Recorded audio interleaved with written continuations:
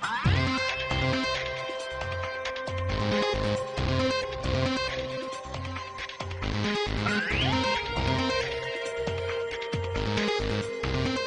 right, we're looking at the Coolpix L110 from Nikon. This is a very, very cool little camera. Not only does it feature a 12 megapixel sensor, 4-way image stabilization, a very high 6400 ISO, but it's got an absolutely incredible 15x zoom. Let me show it to you. I'm going to turn it on. Check out this lens. It's a NIKKOR ED lens. 35mm equivalent is 28 to 420 millimeters. So you can go from extremely wide, where you can see everything around you, all the way to 420 millimeters, which is a huge, huge zoom. It also has a macro shooting ability. So as you can imagine, let's say that this is your subject and you were shooting it in regular mode. You actually have to be about 20 inches away for the camera to actually focus on that subject. But if you throw it into macro mode, you can actually get 0.4 inches away, which is about that far, and it will actually record in detail, and it will focus on the detail of your subject. So that's very, very cool. It also has 5-way image stabilization. I can actually probably illustrate that. I'm going to go really wide. Now what I'm going to do is I'm going to put the camera on my face. I'm going to zoom in a little bit. You're going to see that my chin is at the bottom, my head is at the top, and I'm going to shake the camera. You're going to see that it, the camera doesn't shake, the image doesn't shake, even though I'm shaking the camera.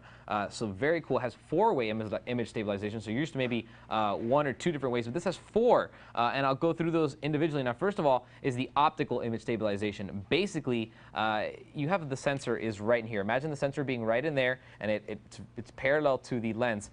If you're tilting it like this, what happens is that sensor inside is actually tilting back and forth to make sure that you don't get blurry images. And that's just one of the 4 ways that this camera actually shoots image stabilization. Another way is electronic, which is a chip inside that's going to process the image and take out the blur. Another one is motion detection. Basically, when the camera understands that either your camera or your subject are moving and there is motion in the camera, it's going to automatically crank up the shutter speed, and it's going to crank up the ISO to give you that sharper, clearer image. Now, the ISO on this camera goes up to 6400, which is extremely high as far as ISO goes, and that's going to give you some really, really crisp pictures when you're shooting in low light. Now, you are going to get a dirtier image. It's going to have more noise, but this camera does have a dual pass noise reduction system in it, so it's very good at that. Another cool feature for taking the sharp photos with this camera is the BSS, or the best shot selector. Basically, it's going to take 10 shots continuously and pick the sharpest out of those 10. That's a very, very cool feature. Now, let's go for a quick tour. I'm going to show you where everything is on this camera. First thing you'll notice is that right up here at the top, you do have left and right microphones. So you do have stereo mics, and that is because this camera does shoot 720p video. It even has a dedicated video shooting button right here. If you want to shoot video, no matter where you are, if you're in a menu or if you're taking photos, if you push that button, it's going to start recording video, and you do get that stereo audio to go along with your full 720p HD video. Right here is the on-off button. When it's blinking there, you know it's actually resting. It's in sleep mode, so saves you a little bit of battery. Your zoom, whether you want to go wide or if you want to go tele, is right there. On the back, several buttons. First of all, is your flash indicator right there. Lets you know that your flash is ready to go. It's fully charged. This is the record video button. This is to go into your scene selector or to go into camera mode. This is to go into playback, turn your flashes off, set timers, plus and minus exposure compensation to go into macro mode. This goes into your menu, and this is a dedicated delete button, which is pretty cool. Next, we'll go over here. There are a couple things going on over here. I'm going to go ahead and open up this little tab right here. First of all, you're going to notice that you do have an HDMI port right there, so if you want to hook this up to a HD TV, you can do that. If you want to pull photos off of it, you can use this USB 2.0 port, or if you want, you can use that USB 2.0 port with this provided composite cable to basically stream this out to a TV. So you're going to plug this in here. This is going to go out to a monitor, and you can look at the images as you shoot them, or you can review them. Also included in the box is the USB cable. So again, it's the same thing, same plug. You're going to plug it in there. You can take the images off of here. You can browse through them. You can do a whole bunch of things. And that's just what's on this side. Now, moving to the other side, there's some other stuff going on here. You do have a dedicated power.